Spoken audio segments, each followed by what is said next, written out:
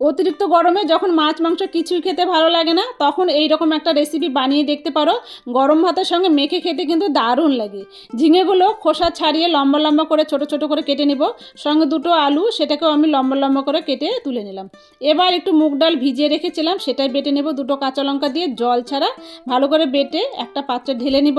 একটু লবণ আর হলুদ দিয়ে এটাকে ভালো করে ফেটিয়ে নেব।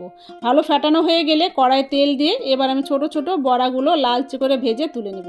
তেলের মধ্যে তেজপাতা আর কালো জিরা ফোড়ন দেবো। ফোড়নটা ভালো যখন ভাজা হয়ে যাবে, তখন আমি কেটে রাখা আলুটা দিয়ে দেবো।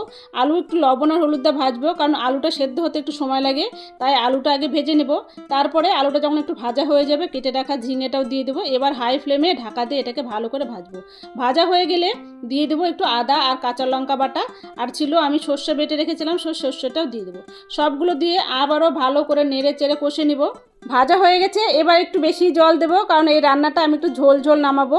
স্বাদ মতো লবণ আর চিনি দিয়ে ঢাকা দিয়ে এটাকে আমি ফুটে নেব, যেন সেদ্ধ হয়ে যায়।